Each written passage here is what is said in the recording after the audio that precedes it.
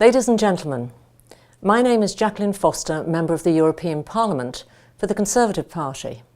My political group in the European Parliament is the ECR. I've been the Conservative transport spokesman for many years, off and on, and I took a particular interest when this report came forward and decided that I would like to be the rapporteur.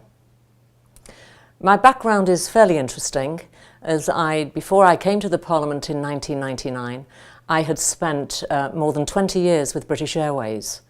So as the transport spokesman, certainly for my party, I've been involved in a huge amount of legislation with regards to that sector over the years. This ranged from aviation security, aviation safety, single European sky, consumer issues, all of the operational issues over the years, etc., etc. And so with regards to RPAS, when this came forward as an initiative report, I thought it was quite important to take it, not least because this, in my view, is where aviation is going in the future. I've already started the process in the Parliament by holding a meeting just a couple of weeks ago with all of the key stakeholders. And the people I invited were key people who are expert in this area, ranging from the manufacturers to Eurocontrol, to National Air Traffic Services, to the Civil Aviation Authorities, and of course to EASA, the European Safety Agency. The good thing about meeting up with them, everybody was able to sort of touch base, a lot of people knew each other, but it was probably the first time they'd all been in the same room.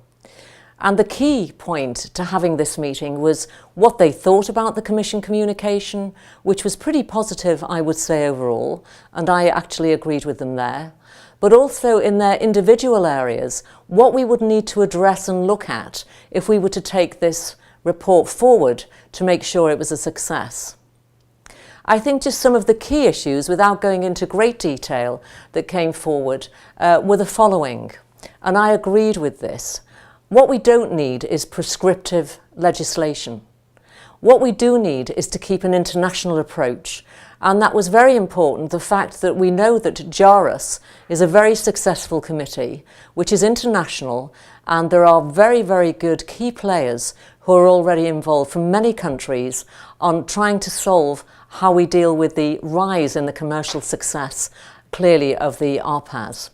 And so Eric Civil, from EASA, who's the chairman of JARUS, was a great asset to actually sit on the committee, as I say, along with everybody else.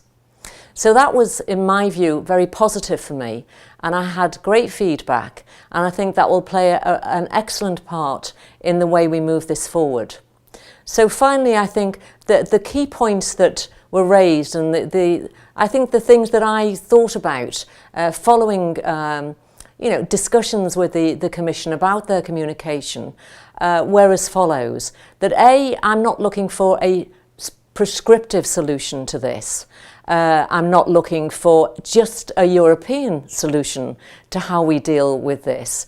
What I'm looking at is being open-minded, how we deal with this at an international level, how we continue to deal with this at an international level, because it is international agreement that will solve some of the questions and some of the problems probably that we foresee.